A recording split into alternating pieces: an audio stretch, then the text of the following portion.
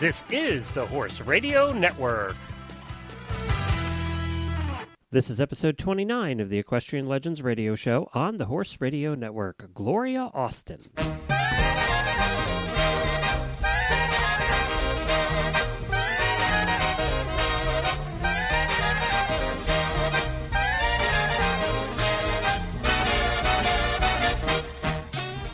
I am Glenn the Geek, founder of the Horse Radio Network, and our guest this week is carriage driver and collector Gloria Austin. In the world of carriage driving and carriage collecting, and in the world of horses, Gloria Austin is considered one of its grand dames. She rose to that distinction by hard work, dedication, and the vision that has helped better the world's understanding of the equestrian world. She is one of very few women to have driven the number of coaches, four-in-hands, and vehicles she has in countries all over the world. She is also one of the most knowledgeable scholars on the history of horses and horse-drawn vehicles in the world.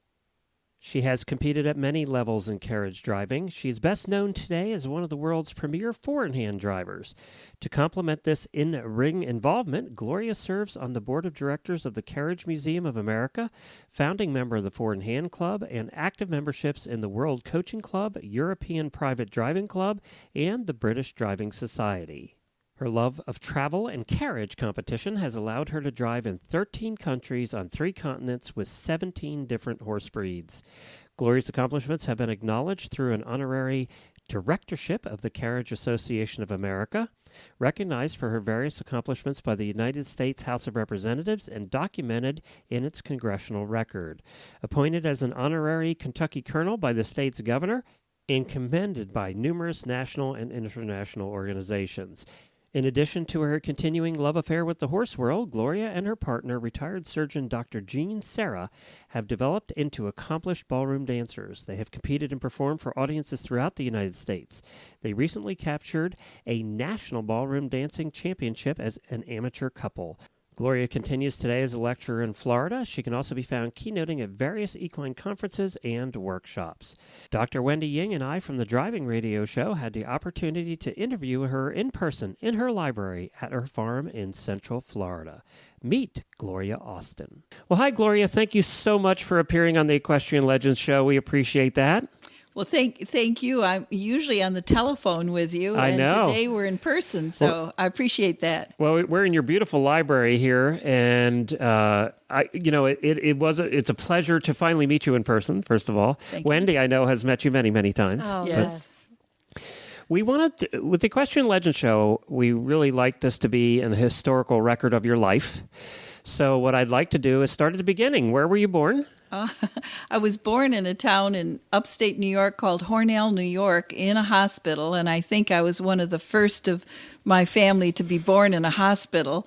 But in upstate New York, and that's where I grew up, in a little town called Troopsburg, New York, which is right on the Pennsylvania border. Oh, okay. So that's where I spent my childhood, was in Troopsburg. And tell us a little bit about your family, your mom and dad, and any siblings. Yes, I have had 3 siblings. My eldest brother is deceased, but my sister that's 9.5 years older than I, and my younger brother that was actually my companion in childhood, still lives in Wellsville, New York, in upstate New York. So. Now, were you on a farm or in town, or? Yes, I grew up on a dairy farm. And really? Yes. I bet you a lot of people didn't know that. The cows. So I know the cows, and I know how to milk the cows. Is right. That's right. And back then, it was not automatic milkers. No, it wasn't. In fact, it was children. With pride. I was pride when I went to Costa Rica just recently. I took a tour and saw some Spanish horses down there, and I went to a dairy farm. And actually, I could sit down and milk the cow, believe it or not. But my father was a cattle dealer, and so he, out of necessity, had several dairy farms. And I grew up on 1,000 acres, so wow. I could have a horse and ride to my heart's content when I was a child. And you did have a horse? I did have a horse. I can remember I first became interested in horses watching Roy Rogers and Gene Autry on television, and Dale Evans, and Sky King and all of those great entertainers, and begged my father for a horse.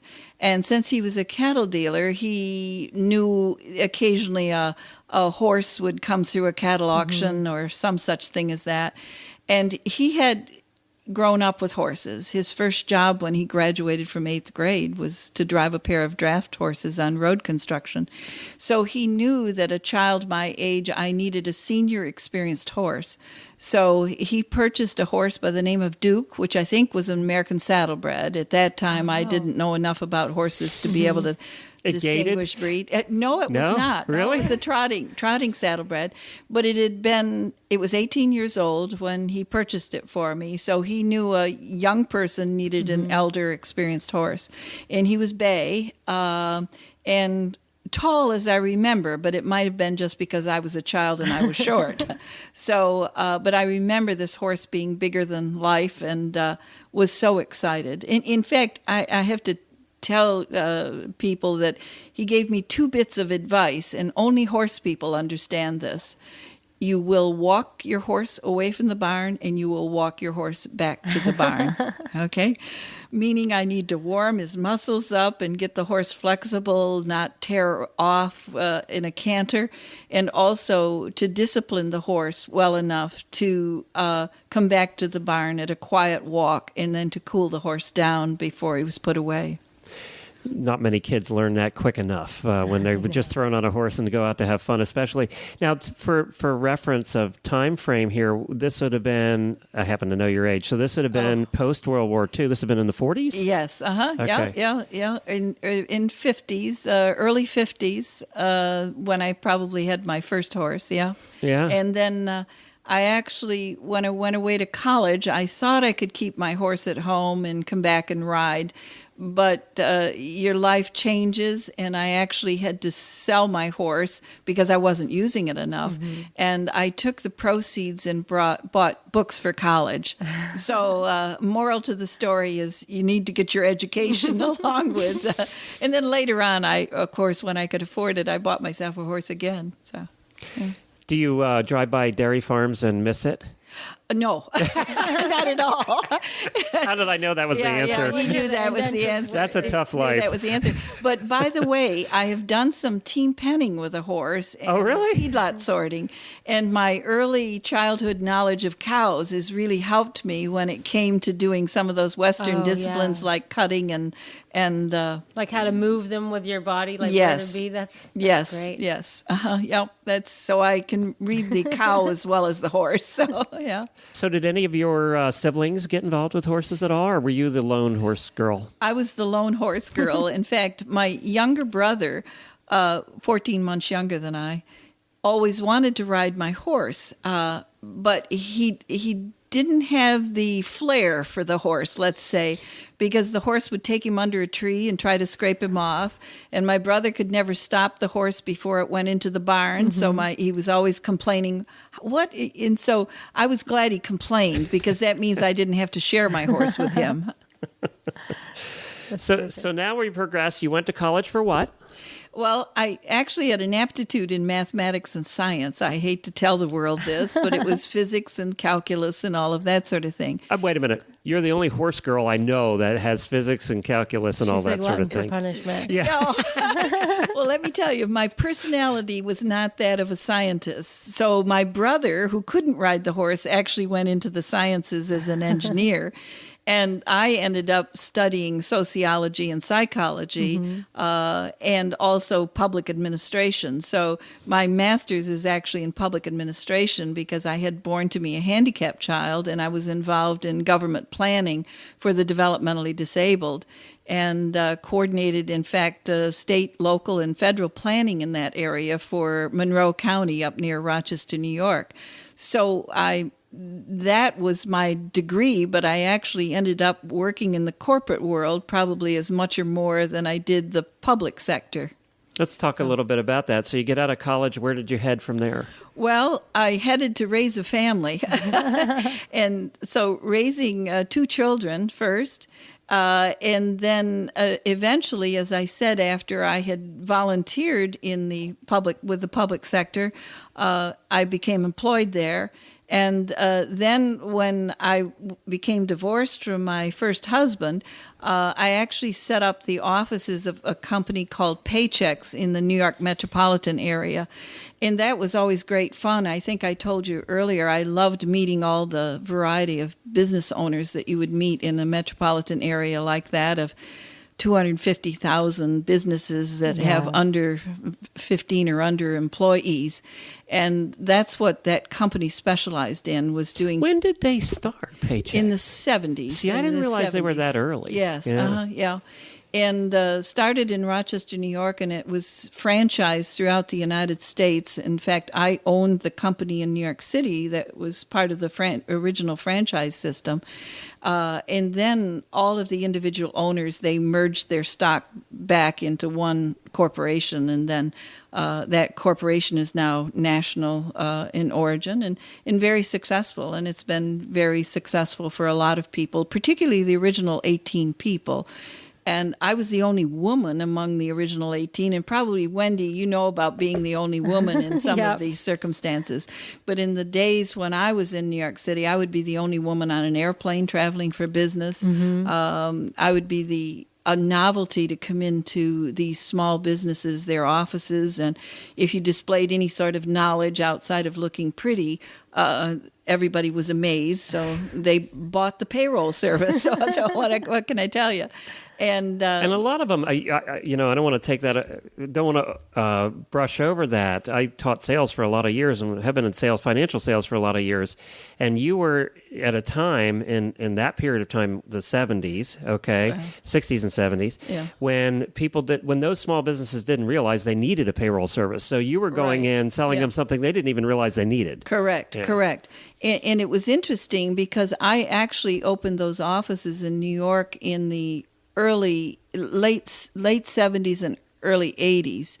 And the number one reason for using an outside payroll service or outsourcing your business was for confidentiality, because we were dealing with small companies, and everybody knows everybody's life in a small company.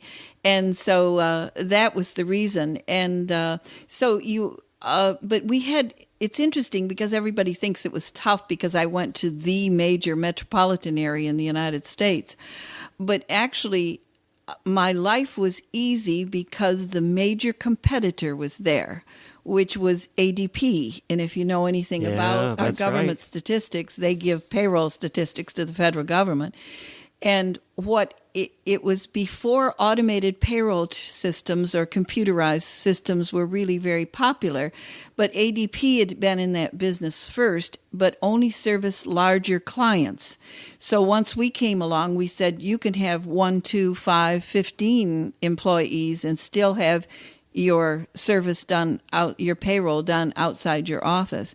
And the other unique thing that Paychecks did is to offer complete services. In other words, your tax returns for payroll were done for you. And in all of these reports that your accountant loves to see if they're on a sheet of paper that he can read. And believe it or not, our chief competitor was not other payroll businesses because they were dealing with larger clients. Our chief competitor was what they used to call a dome payroll book. Do you know, it was a little book that you used to have these circulars beside you, these little charts beside you, and then you would enter your figures manually into this book, and then you would give it to your accountant periodically and make your federal deposits. And those figures were never right, by the way. Yes. Oh, you know enough to know. That's right. So they really appreciated an automated service coming along. And this is in the days when computers took up rooms, not your desktop. Yes, that's right. You know, so when we were still punching holes in cards. That's right. Oh, yes, exactly. We had key That's punch. before Wendy's time. Yeah, that's right. We had key punch operators and all of that sort of thing. So it was interesting to live during that period. And I'm absolutely still fascinated with electronics and use my cell phone. And I'm Facebook, and just look me up on Facebook and all of those Yeah, great things. I remember when Bump first came out, Gloria bumped. Yes, that's And right. people I were did like, bump. "What are you-" People were like, "What's That's right. Bump?" And Yeah. I said to Gloria at the show, and she was like, "Oh yeah, of course I bump." That's right. Exactly. on the Exactly. cutting Yeah. edge. Yeah, that's right. Yeah. But I've always enjoyed that. So in some ways, my life was tied to mathematics then from my early training. But I tell you, the one thing, and the reason I went that route with you a Yes. little bit here, is to show, because I think it's going to relate a little bit later on to when we get talking to more when you got into horses and started becoming a history nut and all of that, Yes. is what I found is the sales experience I had was some of the best life lessons I've ever had, and has been the thing that really has allowed me to start a radio network and to interview people and to do all of those things. All goes back to those sales days. exactly. And I look at myself, and I always said, I liked people, which I do, but I think I'm more of an entertainer than I am a people person. I love to bring joy to people and for people to have an aha moment. Oh, I didn't realize that. So if you can cite some figure, Wendy and I have had a few this morning already. yeah, we gave them the reins of the forehand this morning to try, and you both did very We both had aha well. moments. Yeah, Yeah, you did that's way right. better Yeah, than me. that's right. I stayed on the road better than Wendy. Yeah. Let me just point that out. Yes, I'm that's a a good idea. micromanager. That's a good idea. I'm a micromanager. That's right. That's right. That's right. So when did horses come back into your life? Well, at age 40, I could finally afford a horse again.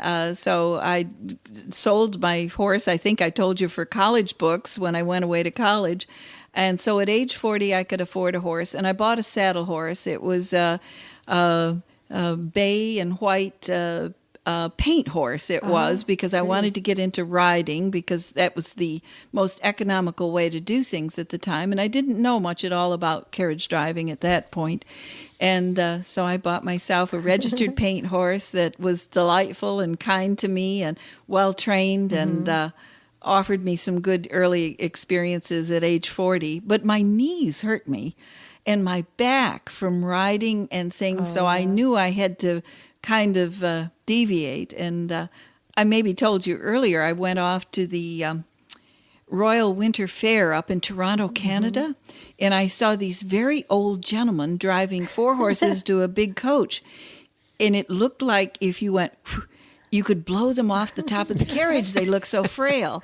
And as I tell most people, we have 50% less upper body strength than men do. And I thought, well, if those old guys can do it, I can do it. So that's how I got into carriage driving, is to have that vision. And we all have to have these images in front of us, or visions in front of us, in order to head in a certain direction. Now, were you in New York City still at the time? No, I had actually moved to a rural countryside where I could have horses in upstate New York, back to close to Rochester, New York, where I had spent so much of my early years raising a family. So I was near Rochester, New York. I in fact I naively thought I could go back to nature and raise all my own food. And We all think that at some Yes. point, yeah. And And we plant the 2-acre garden, Yes. and we discover weeds. that's right. Exactly. And I discovered that I was producing eggs for $2.10 a dozen when I could buy them in the store for 89 cents a dozen. And I thought, well, this is a little ridiculous. But I had a herd of 70 polled Herefords at the time. Oh, really? And a 4-H raised bull. And so I was going full force into raising my own beef and chickens and Yeah. garden and all of that stuff. But you realize how much our forefathers struggled Yeah, it's to a lot of produce work. livelihood, and it's an awful lot of work. And so I thought better of that, and then moved back to more suburban or urban environments. So Was it after the kids then were gone that you really got into the driving thing? yes, Yeah. yes. I bought a pony. It was a Welsh Arab cross pony that came with a sleigh, a little training cart that had wire wheels on it. Wendy will be able to identify with this. And then what at the time I didn't know was a cut-down runabout. Now I know all the names of the carriages and their styles and all of that sort of thing. But at the time, I didn't know that. And so this pony was my first driving horse. And I still had a saddle horse at that time as well. But that's how I got interested in driving and started with this pony. I thought you should start with small horses, and I think I shared with you, ponies are just way too quick for me. They're hard. Oh, my I don't know goodness. why people decide to do I don't know either. Yeah, I know. So I thought better of that, and then moved on to horses. And So did you take any lessons before, or did you say, oh, well, my pony comes with this cart, so I just hook him up and go? That was about it. Yeah. I know better now that Right. that wasn't probably the best thing. Well, I shouldn't say that altogether. The gal gave me, I think, 3 or 4 lessons included with the sale of the pony. So that at least got me to understand how to harness the pony and to do some initial driving. But looking back, I was so unsophisticated and naive. It's amazing. And lucky you didn't die. Yes, in amaze. And I bought the pony because I wanted to do parades, believe it or not. And I refused to do parades today. Oh, Glenn, you're like that. So I've wised up. So, yeah, that's right. So, Wendy and I have attempted it a few times. It's Yes. not been successful. no, I know. There's Given just, up on Yes. And the problem is not necessarily you or your animal that's in the parade. It's the naivete of the public because they don't know that you can't walk in underneath the belly of a horse or shoot off a they don't- firecracker. And the parade organizer doesn't realize that the horses really don't like the carnival games. a No, whole that's lot. right. That's right. But horses have certainly contributed a great deal to my life, and it's been amazing because they teach life's lessons too as well. So you've decided to progress to horses, and Right. at that point, was there somebody that you really started to look toward for help? Yes. I had I moved back to the Rochester area where I'd raised my family, and I stabled 3 driving horses and 2 saddle horses in a stable up there where the gentleman was an elderly gentleman that managed at Earl Billington. And he had actually driven horses when you really drove to town with a horse and carriage. And so we had that in common, our interest in carriage driving. And he taught me a great deal. And what we did is we shared our outings. In other words, he'd take his horse and carriage to one event, and I would help him. And then the next event, I would take 1 or 2 of my horses and go to an event, and he would help me. So, and I still advise that to people who are starting off and maybe on a budget or don't have the resources to employ somebody, is either find a friend or convince your partner or spouse to join in the activity. Because particularly, as Wendy knows, when you start driving a pair, you need assistance and an extra hand.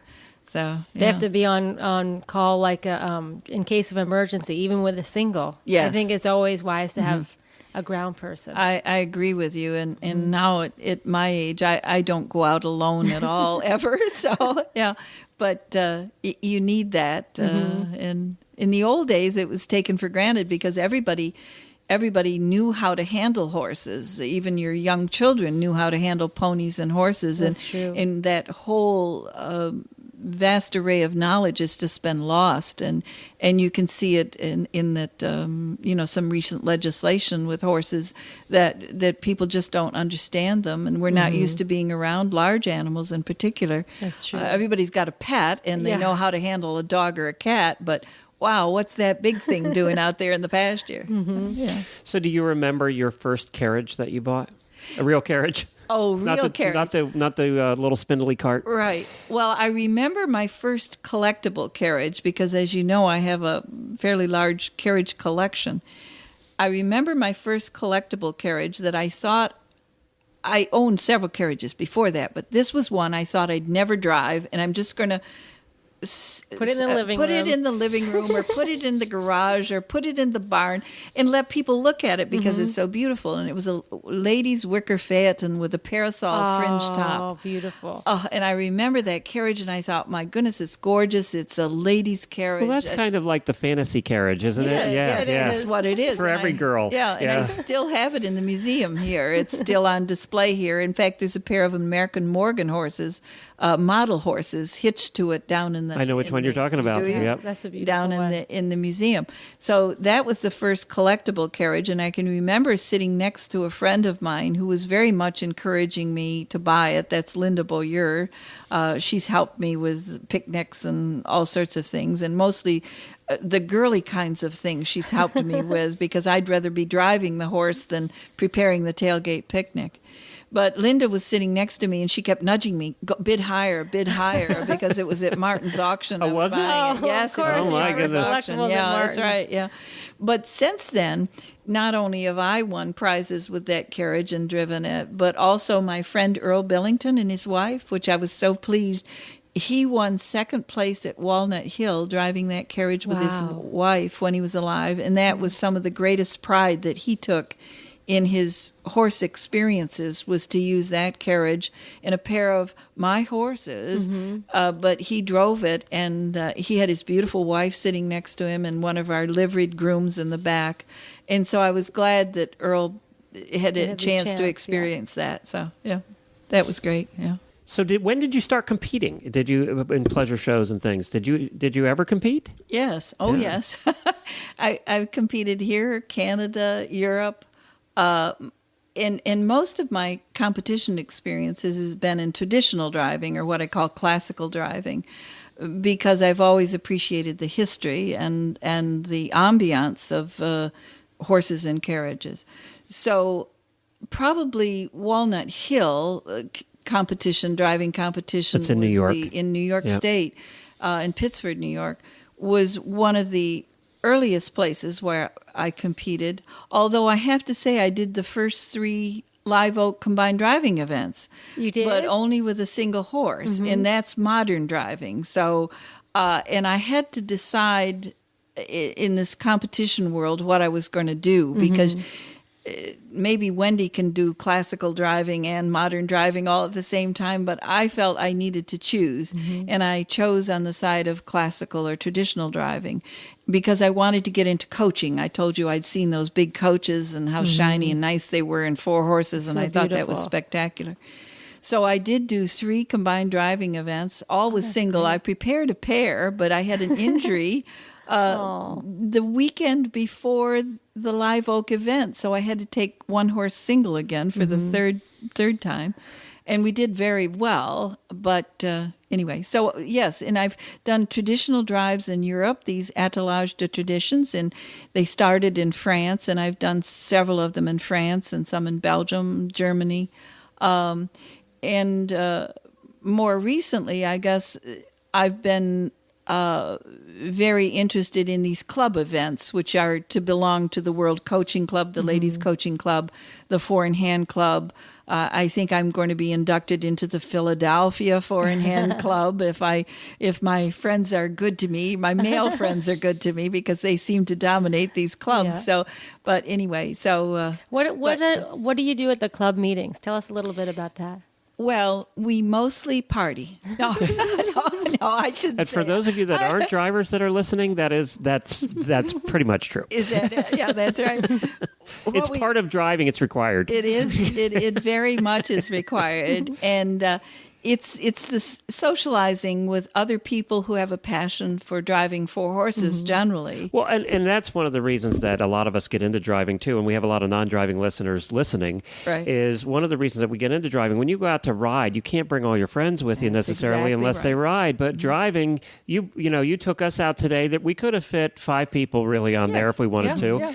And they could have been non-drivers, just anybody. that's exactly right, and that's the fun part about it is Right. the social activity. activities that go on, not only on the carriage, but it also helps people to get a different perspective on life when you sit on a carriage that's going 8 miles an hour instead of going down the road at 50 miles an hour. So, yeah. But it is the socializing is a good share of it. And then I have the utmost respect for anybody that can, first of all, have the ability to purchase a coach and 4 horses or a fine carriage and 4 horses. But then to put it all together and then to be able to drive it themselves. Right. And that was the ultimate years ago. Owners wanted to replicate what the coachmen had done that were traveling from one city to another city. And so to be able to do that, I think everybody needs the blue ribbon. That's why I found it difficult to compete. I thought, well, if you got here with 4 horses and a carriage, you deserve the blue ribbon right by itself, and can drive it. So, yes, and I was 1 year, I think, North American 4-in-hand and coaching champion in the same year when they had both competitions in Canada and the United States. And then, in fact, what convinced me to go to 4 horses, driving 4 horses, was I won the pair championship twice in a row at Walnut Hill. And I said, oh, now what do I do? I said, I guess, well, the next step is the 4-in-hand. So it evolved over time to drive 4 horses and then to be able to get through the posts and around the corners and to drive in downtown Amsterdam, for instance. I've done that several times. And I've driven. Where was the place is there a place that you go, okay, that was the neatest, that was the neatest place I've ever driven? In Amsterdam? Anywhere. Oh, if I were to answer that question, down the Long Walk in Great Britain. Which is? From Windsor Castle to the George the Fourth statue or whatever he's positioned on horseback. It's a 3-mile drive. But because historically, I guess we're tied to the British heritage, or at least my family and my culture were tied to the British heritage. And to be there where kings and queens have trod for years it would bring tears to your eyes, except I had to pay attention to the 4 horses that were ahead of me and make sure that they were going straight and going down the road. It's an irony that your coachman, who you have as your coachman now. Well, that's not an irony. When I got into 4-in-hand driving, I wanted to learn the British hand, because I had studied. That's a type of drive. That's a type of driving. Right. The way you hold the reins. Manipulate the reins and hold the reins. I had studied with Dr. Leslie Coselli, who was Hungarian, and so I had learned the Hungarian hand, which is different than the English hand. And but when I came to drive 4, I knew the revered way to drive was to drive as the British coachman had driven. And in fact, some people call that Achenbach, but it was only that the German Achenbach went to Great Britain and studied with the British coachman that he developed it and then went back to Germany and he wrote it in a book and he said, this is the way you'll all drive. And if you know the Germans, they are very correct in the way they do things. And so you promulgate it and then you do it. But so I approached George Bowman, who was national champion, and he suggested that I contact David Saunders, who had worked for Prince Philip and Queen Elizabeth for a number of years. And he said, I think he's available and he's not working right now. You might want to call him because you'll need him if you're going to be driving a 4-in-hand and learning the British hand. And so that's what I did, and that's how I started out. David worked for me a half day for 2 years. The first year I drove 4 horses in that style. In the second year I drove the coach in that style. And then David went on and I went on and had different people work for me. And Melissa Warner was also very helpful to me. She was a young, beautiful woman that worked for me for 11 years. And she served as my coach woman. Coachmen and coach women are different than teachers and trainers. They have to know more than just training the horses. They have to know how to present them, the proper harness, the bits you use, the appointments you use on the carriage. And they have to know how to deal with the people. Absolutely. And they have to dress up and look good at parties. Yep. That's the important thing. Sort of like the huntsman at the ball. That's yeah, right. Yeah, exactly. that's right. Exactly. Yeah, that's right. Yeah. So, when did your real interest in the history of carriages and vehicles? You started a carriage collection with one. Yes. Didn't probably have any dream that it was going to end up what it is today, which is Yes, 100 plus. Yeah, 165 carriages, I think. In You the have to be one of the museum. largest collectors in the world of Well, carriages. not actually. There's No, a really? German gentleman by the name of Scheidel that has a huge collection, and I'm going to go to Can't Italy. imagine one bigger. It's like I know. you put him in a football stadium, or That's where's he? right. Well, it's in a rope factory. His collection's in a rope factory. I built all these buildings down here where you're going to go to see shortly. But anyway, so... But I got interested in the history when I read a book. We're sitting in the library, and I actually got that book out to show you just a few minutes ago. And it's by Harold Barclay, and it's called The Role of the Horse in Man's Culture. And I read that back in the 80s when it first came out. I believe it was in the 80s. Maybe it was a little later than that, I guess. But anyway... that was an eye-opening revelation to me that this horse had played such a paramount role in warfare, transportation, agriculture, industry. The building of roads and bridges were all set up for the horse and the carriage, and just all of our developing civilizations that have really prospered and come into the modern world have all done it through the use of the horse. And then, as I say, when it's linked with the wheel, there's no stopping. Man's thoughts and ideas are transferred from one country to another, one area to another. So, as I tell everybody, we've had 6,000 years of history with the horse, a domesticated horse, in only 100 years plus a little bit with the automobile. And if people get that in perspective, they'll realize how much of the world and civilization is developed out around the horse and the carriage. I love when you talk about little pearls of wisdom like that, because I think before I got into driving, I was a horse person, but I never thought about how horses affected our history like that. Yes. I remember you told this story once about why the width of the roads with the chariot, Right, yes. and how that connected Yeah, everything. And right. I never put two and two together like that. Our rockets that go into outer space, our trains, our train tracks are set up the width of two chariot horses. So everything was set up with driving two horses abreast. So our roadways the Romans built 250,000 miles of roads. Yeah. And Although, except for the ones in Boston, they were set up for cows. that's right. There you go. It's true. It's true. Yeah. But so much of our history has just been influenced by that. Even the size of the rockets that have been shipped into Kennedy Space Center here came on trains.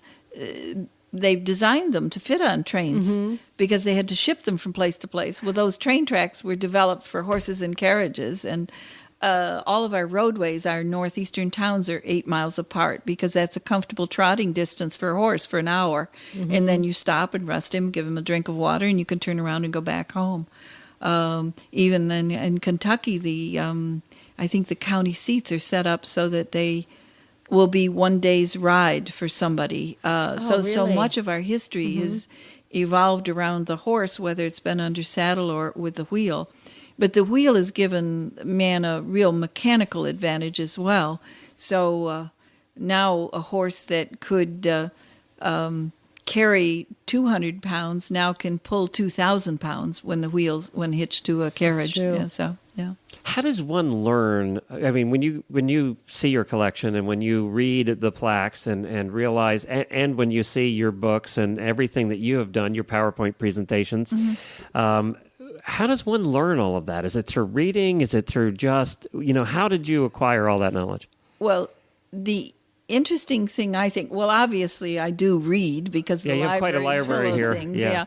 I'm a little bit. And it isn't just about horses and driving either. I see farmer, books on farming and yeah. agriculture and, a Roads little and bit. bridges. Yeah. All of this is tied in engineering, and all of these sort of things are just so tied to the horse and carriage. It's incredible. What was the question now? What was my question? How did you like amass all this knowledge? Well, the unique thing, the advantage I have had, I think, over most people is I've been able to collect the carriages, but I've also been able to drive the horses to those carriages. So I know almost every one of those carriages in the museum have been designed to be restored to be roadworthy, so that I could actually put horses to them, so that I know what it is to drive 3 horses abreast, or to drive 3 horses in the wheel and 2 in the lead, or vice versa, or to drive what we put together, the Gloria turnout, which was 1 horse in the wheel to a single carriage, 2 horses in the swing position, and then in the lead position, a single horse again. So that's been the fun part for me, and that's why I've been able to bring an additional depth to the knowledge that history and reading books brings to you, is I've been able to actually go out there and drive those horses. So that leads to the question that for us carriage people, are there a couple carriages in the museum that you wouldn't want anybody to drive because they were just horrendous? Oh, because they were bad to drive? Yeah. No, I don't wish anybody not to drive a carriage because it's great fun. It's great fun. There are cars. I mean, I've owned cars in the past that were real dogs.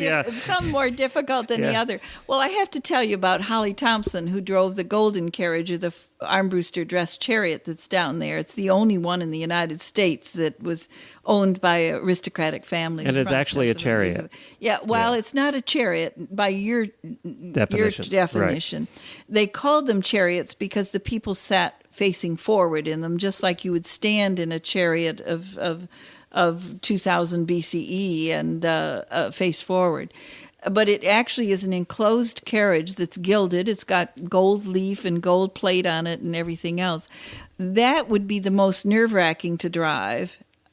So if you want to talk about difficulty, Holly Thompson, when he drove it, he said he was more nervous driving that carriage for exhibition with the Carriage Association than he was nervous about driving Queen Elizabeth's carriages in some of her processions, because he was young at the time. He was like 18, 20 Didn't know better. He didn't know any better. Right. And he knew the value of the gild on this carriage, so he was nervous. He was just afraid to wreck it, in other words. He was very, very nervous. Now, when you he have a did great that. story that goes along with that carriage. You have to tell us that, how you found that carriage. Oh, how I found it. That's yes. my favorite story. Yes. And it's interesting, even though David Saunders works for me full time, but over the years, it seems that David's been there during some pivotal times. And I had a coach being restored on the west coast of the United States in Oregon, and it wasn't being finished. So I said, well, I'm going to have to go out and see this guy, and I'm going to have to say, look, I want the coach because I need to drive it, blah, blah, blah. And when I was out there, he went to get me some tea. I'd looked at the coach that I'd already purchased that he was restoring, and it was about finished. And he went to get some tea in the house, and while we were waiting for him, and I think David Saunders was with me at this point, and we were wandering through his storage barns, and I came like the third carriage in on the right. I can kind of remember this. I looked at it and I said, David, come over here. Look at this carriage. This is a full state carriage. Oh, no, that can't be. This guy buys movie props. Can't be. I said, David, look at this. Look at the carving on the front and the carvings on the back side. And I said, look at the hub. The hub's labeled And I assume correctly. it wasn't in very good shape. No, it was in really bad shape. Yeah. And I said, but it's a full state carriage. No, it isn't. So I went inside and we started to pull away the upholstery. They'd had some rather shabby upholstery over the original upholstery, and I pulled it away. And here's the most gorgeous. They made the upholstery of silk, wool, and cotton, all natural fibers. And here's this most gorgeous, very worn and soiled upholstery on the inside of it. So putting all of the little pieces together, we knew it was a full state carriage, and it had been brought here to America by the movie industry, because during the World Wars, or even between the World Wars, the movie industry in California was burgeoning. There was Prisoner of Zenda, and I'm trying to think of the other movie that it was in, Juarez. So this carriage was purchased. It's an 1850s vintage carriage, but it was purchased to be in this movie by MGM Studios with Ronald Colman and West. So that's why it ended up on the west coast of the United States. So I eventually bought it. I offered the man some money for it, but here's the problem. Now you've got to get it restored because it was in deplorable condition. And he had just taken forever to restore your previous yes, one. so we didn't want to go that route. So you had to buy it and take it out of his barn. That's right. Yeah, oh, and we're not going to have you do the work. Exactly. And coincidentally, my good friend Hank Vanderweel, who's a harness maker out in Belgium, was restoring a harness for a museum that was an Austrian full-state harness. And this was an Austrian full-state carriage. For weddings, from the royal family from there. the royal families, from Emperor Franz Joseph and Empress Sisi. They'd ridden in this carriage. It was their carriage, you know. In fact, rumor has it that the two newer ones that are in the museum in Vienna were modeled after this carriage. And this carriage now is in better condition than the ones there because it's a newer restoration. Oh, yeah. So it had to go from the state of Washington by truck and trailer to Pennsylvania to be loaded on a sea-land container to go to Rotterdam, to then go by truck and trailer to Belgium, near Mechelen, Belgium, for restoration. Then it had to be crated and put into a archival museum crate and flown back to Florida. But what happened... They flew that thing back? It was flown back in an airplane, landed... It's huge. It's big. I mean, it's big. Yes, this is in an archival box. It's not like sending a Picasso around the country, around the world. So, and I was told it was to arrive here on a certain date. Well, it didn't arrive. So I called the shipping company. Well, we have records of it coming into Miami or coming into some place. And I said, oh, where is it now? We don't know. They lost your state carriage, so you just spent all that money fixing exactly, up? Exactly. Now I got tons of in money. Miami, of all places. Yeah, that's right. So, but I later learned it had been in some place like Missouri, and apparently there was some secret Army equipment that was being transported with my carriage, and it had been diverted to the Army base because I guess the U.S. federal government has precedence over Gloria Austin. Over your carriage. Over my carriage. And so 3 days later, beyond its due date, it finally arrived here, and it was in good condition and all was well, but...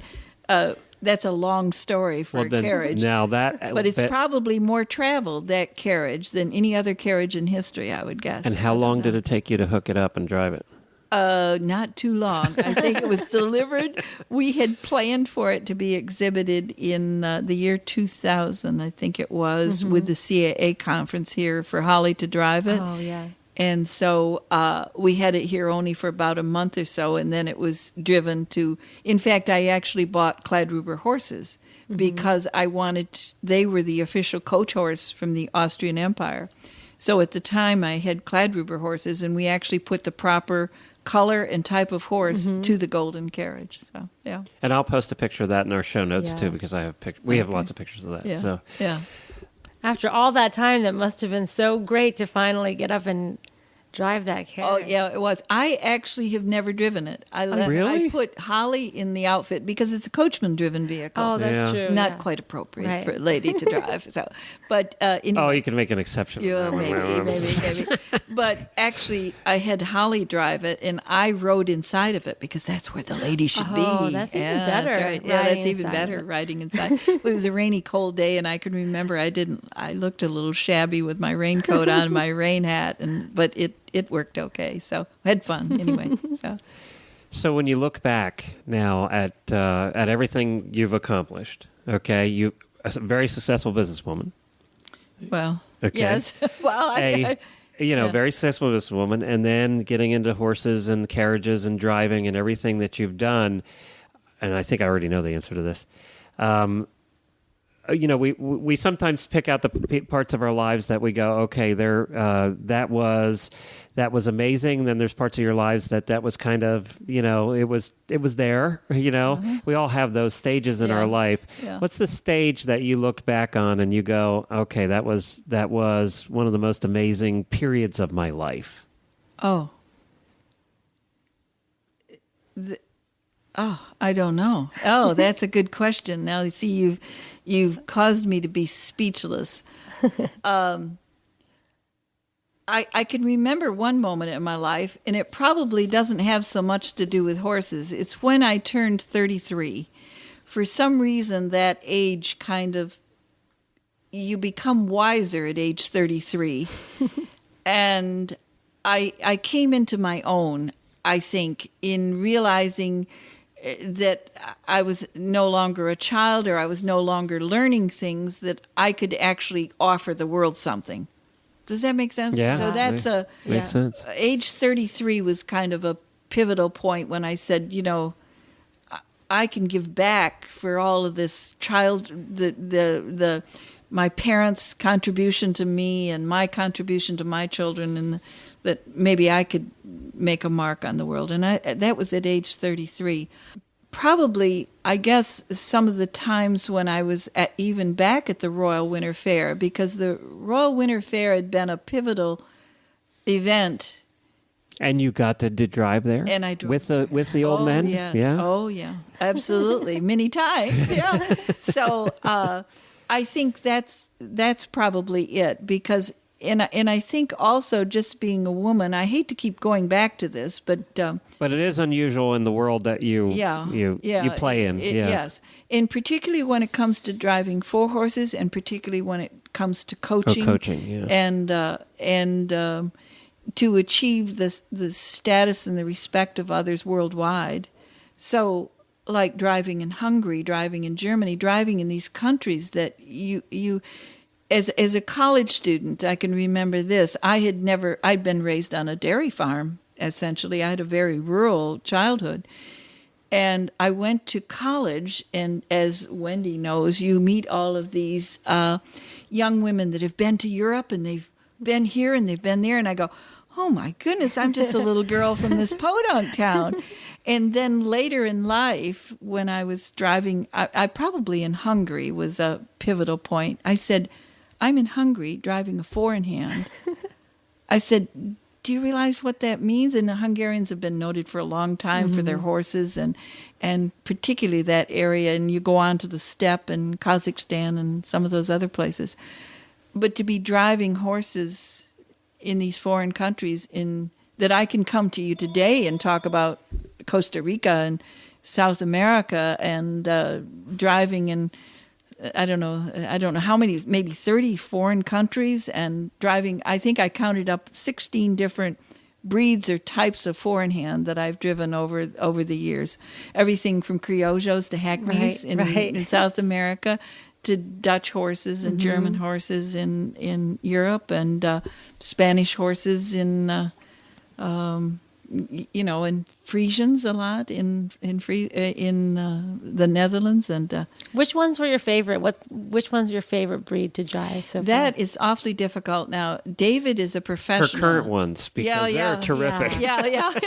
Well, and that's what I do take pride in, is that if we can train horses so you can do what you did today. And them not pulling on you, they were beautiful to drive. And they're responding to your voice. And those are Spanish PREs. They're Spanish PREs, yeah. And they're a unique breed of horse. I tell everybody I bought new horses, and I bought them in gray because I wanted everybody to know I had new horses, But the Spanish horse. And it's interesting also to look at the history with the Spanish horse, because they've had such a long history.